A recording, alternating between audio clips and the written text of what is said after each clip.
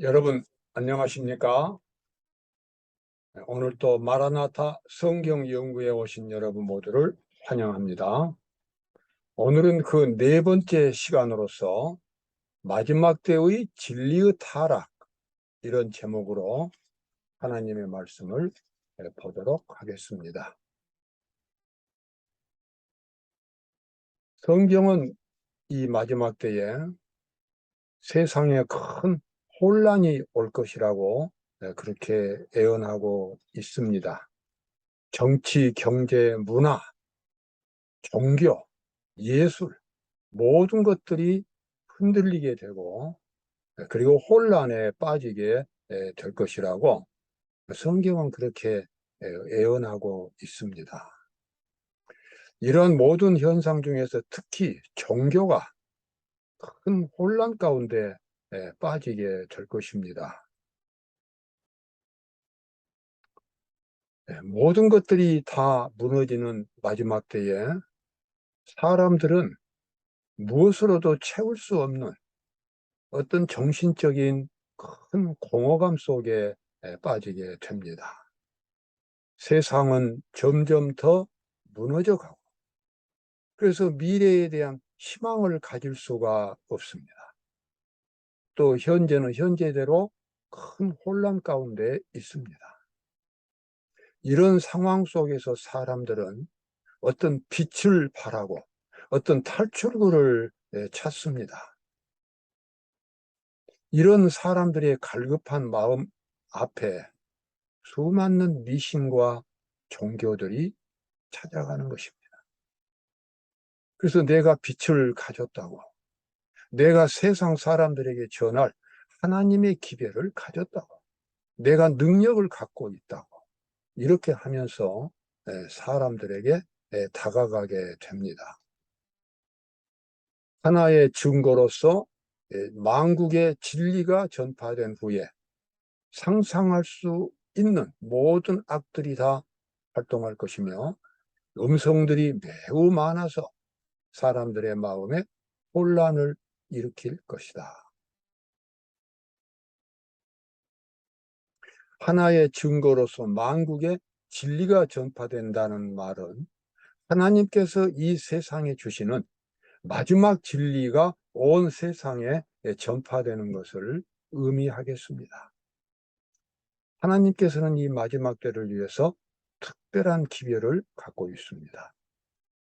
그러나 하나님의 기별이 전파되는 그와 동시에 하나님의 기별을 방해하는 매우 혼란스러운 다른 기별들이 또 동시에 전파되는 것입니다.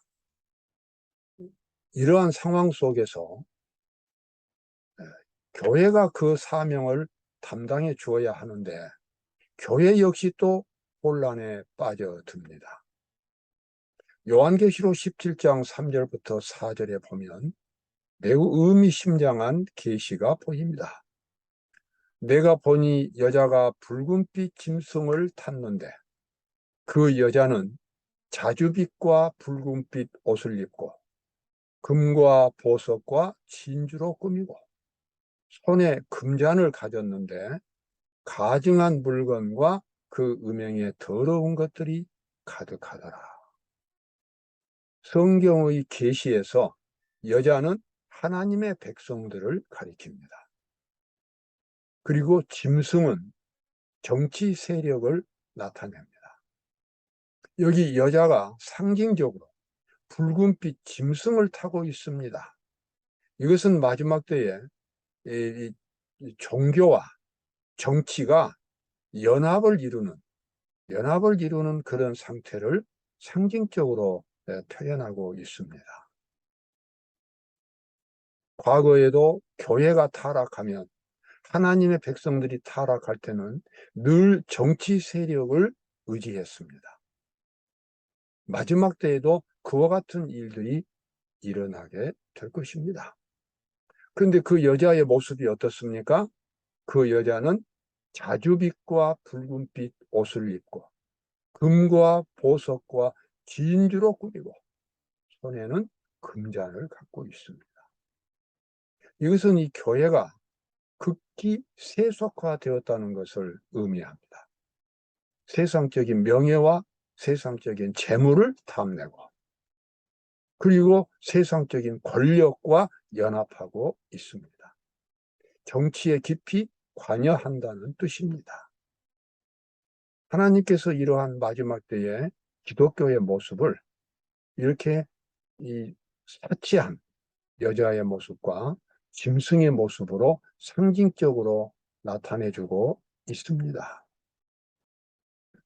자, 이와 같이 교회가 타락하고 세속화되어 갈 때에 이 시대에 주어야 할 하나님의 기별을 전하는 사람들이 있습니다.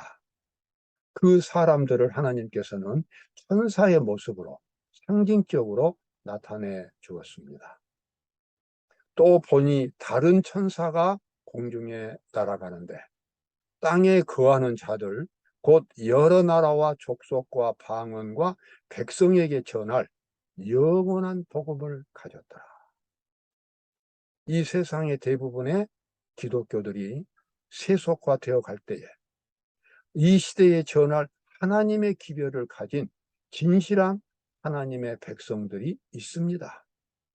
그 사람들이 지금 천사의 모습으로 이렇게 상징적으로 나타난 것입니다. 자, 또 보니 다른 천사가 공중에 날아가는데 땅에 거하는 자들, 여러 나라와 족속과 방언과 백성에게 전할 영원한 복음을 가졌더라.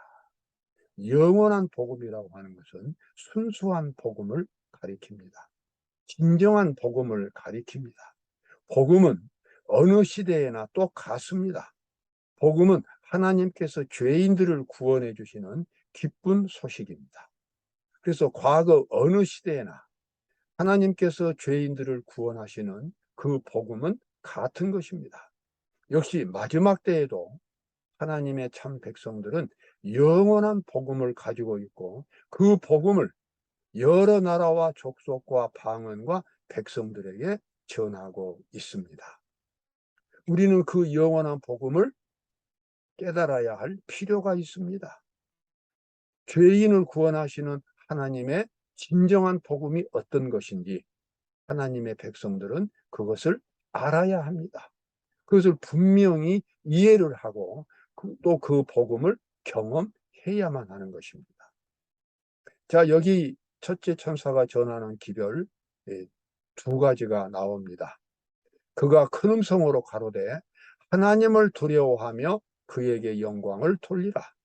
이는 그의 심판하실 시간이 이르렀음이니 하늘과 땅과 바다와 물들의 근원을 만드신 이를 경배하라 하더라. 자, 여기 지금 나와 있는 천사는 세 천사 기별 가운데서 세 천사들 중에서 첫 번째 천사입니다. 하나님께서는 이 세상에 전해야 할 이 마지막 기별을 세 천사의 모습으로 나타내 주셨습니다. 그 첫째 천사가 외치기를 하나님께 영광을 돌리라는 것입니다. 그리고 하나님께 영광을 돌리기 위해서는 하나님의 심판하실 시간이 이르렀다는 사실을 깨달아야 되고, 두 번째는 하늘과 땅과 바다와 물들의 근원을 만드시니 창조주를 경배하라고 이렇게 두 가지를 말합니다. 이 세상에 멸망이 오고 있고, 그래서 이 모든 것이 이 혼란 가운데로 빠져가는 이 마지막 대재앙의 시대에 살아남기 위해서는 하나님께 영광을 돌려야 한다는 것입니다.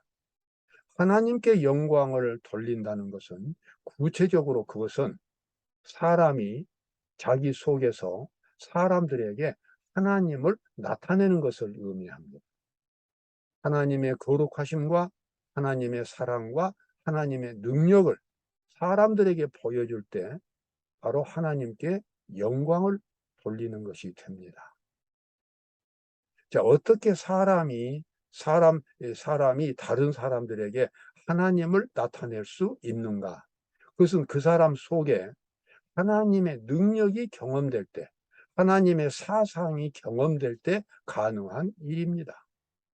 사람이 마음의 문을 열고 하나님을 받아들일 때, 하나님의 말씀을 받아들이고 하나님의 능력을 받아들이게 된다면 그 사람 속에서 하나님의 모습이 나타나게 됩니다. 그래서 사람들에게 하나님을 보여줄 수 있어요. 그것이 바로 하나님께 영광을 돌리는 것입니다. 그런데 이 첫째 천사는 구체적으로 하나님께 영광을 돌리는 방법을 두 가지를 말합니다. 첫 번째는 하나님의 심판에 대한 기별입니다. 하늘에서 하나님의 심판이 시작되었다는 것입니다. 하나님의 심판이 시작되었다는 것은 매우 긴박한 기별입니다. 이제 이 세상 끝이 오고 있다는 것입니다. 그리고 이 세상에 있는 모든 악을 하나님께서 처벌하신다는 것입니다. 그리고 이 세상은 이제 죄악 세상은 더 이상 있지 않게 됩니다. 그것이 바로 심판의 기별입니다. 그 심판이 하늘에서 시작이 되었다는 것입니다. 심판이 맞춰지면 이 세상의 모든 것이 끝나게 됩니다. 첫째 천사는 하나님께 영광을 돌리기 위해서 이 세상에 있는 사람들이 하나님의 심판의 기별을 알아야 한다라고 말합니다. 하나님의 심판의 기별을 안다고 하는 것은 단순히 지식적으로만 아는 것이 아니라 구체적으로 그 사람이 하나님의 심판을 경험하는 것을 의미합니다. 즉 자신이 하나님 앞에 나아가서 자신을 심판받도록 하는 것입니다. 심판을 받는다고 하는 것은 자신의 속에 있는 죄들을 회개하는 것을 의미합니다.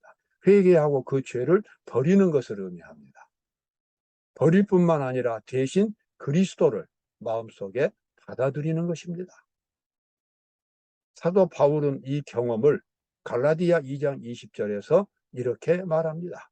내가 그리스도와 함께 십자가에 못 박혔나니 그런즉 이제는 내가 산 것이 아니오 오직 내 안에 그리스도께서 사신 것이라.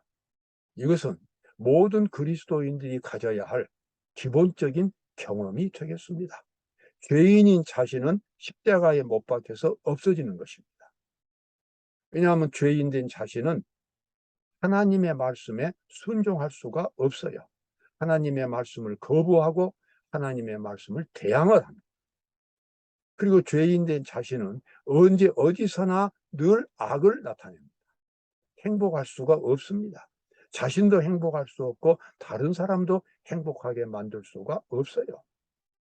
사람이 하나님을 믿고 영생을 얻으려면 반드시 먼저 하나님을 받아들여야 하는데 하나님을 받아들이는 과정에서 자기 자신은 없어져야 하는 것입니다. 그것을 바로 깊이 경험하는 것이 바로 하나님의 심판의 기별입니다. 그래서 첫째 천사는 사람들에게 하나님의 심판의 기별을 전하고 있는 것입니다.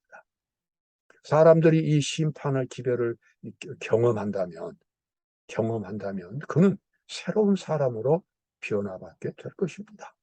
그리고 하나님의 심판을 통과하게 될 것입니다. 그에게 영생이 주어지는 경험을 갖게 될 것입니다.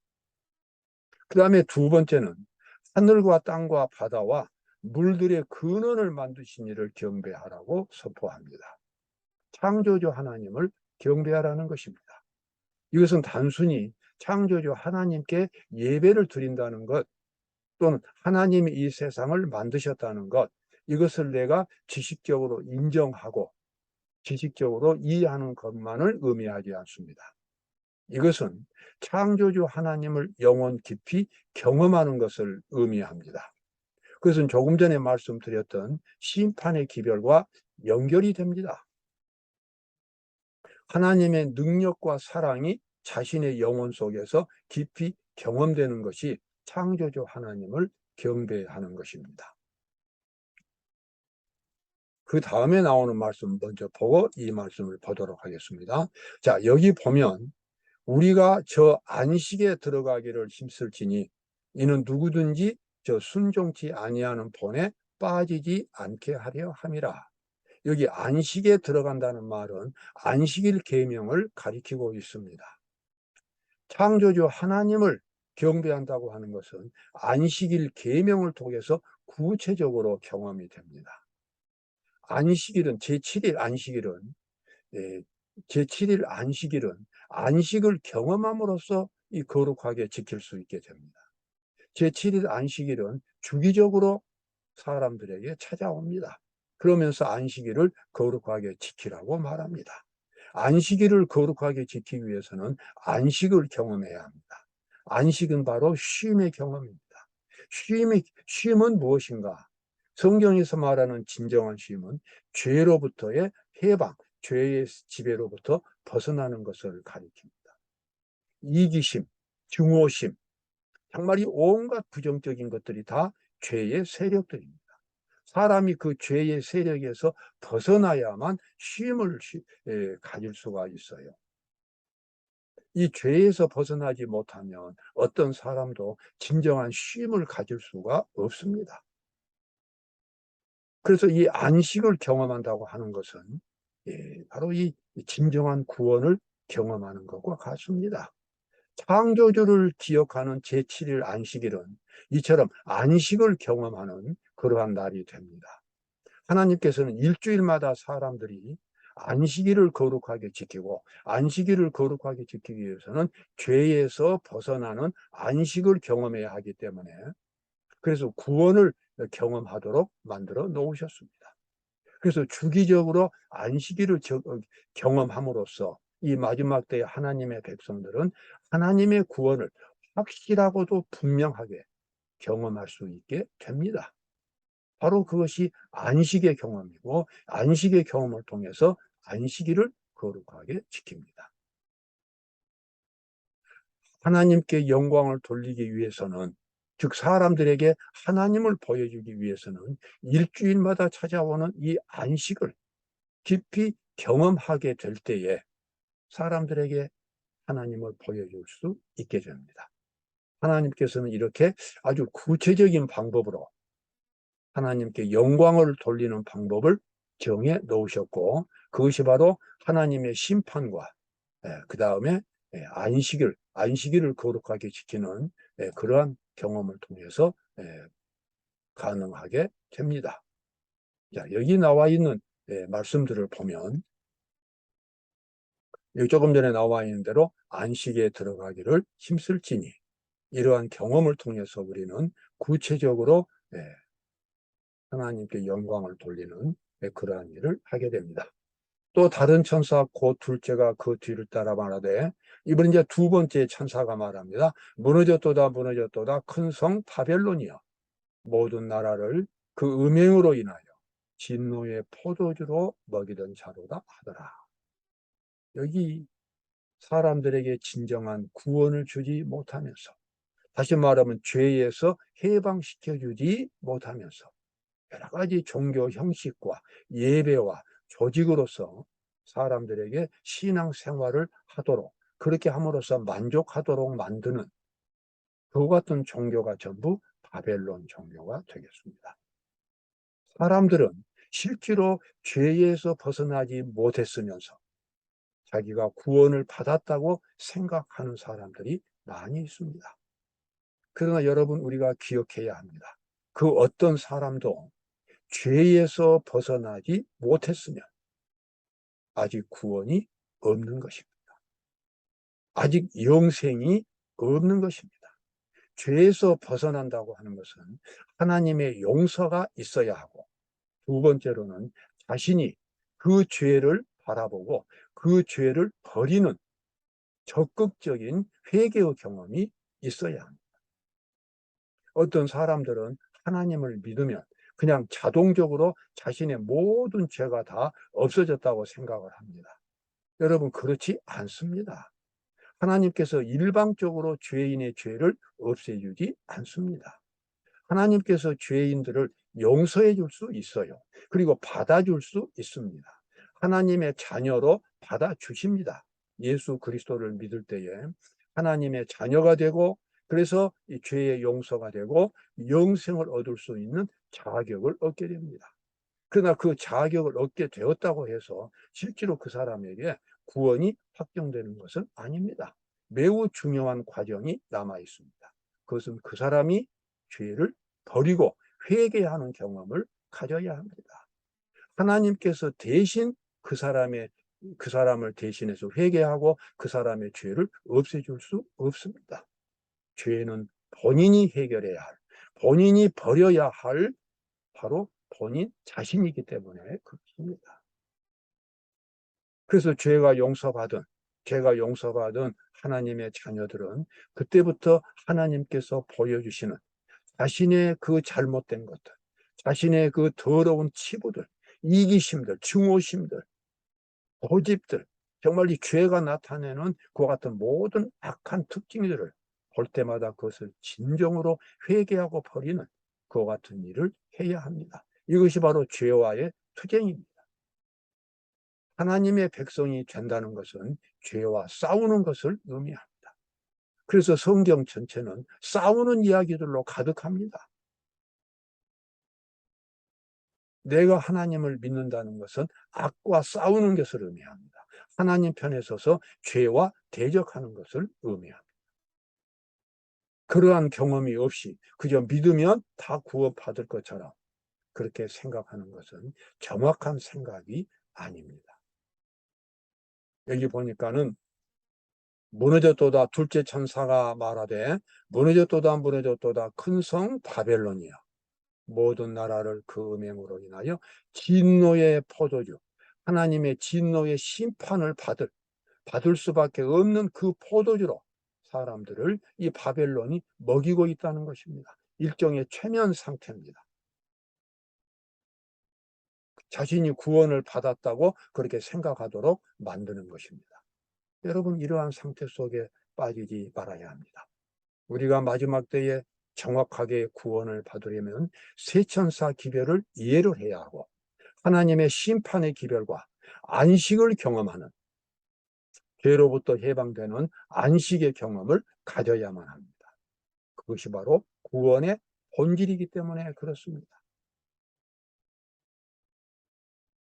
여기서 이제 마지막 때 요한계시록 18장 4절입니다. 하나님이 주신 마지막 기별입니다. 또 내가 들으니 하늘로서 다른 음성이 나서 가로되 내 백성아 거기서 나와 그의 죄에 참여하지 말고 그의 받을 재앙들을 받지 말라. 바벨론의 죄가 이제 하늘에 사무쳤다는 것입니다. 하나님은 더 이상 이 세상을 그대로 방치하실 수 없습니다.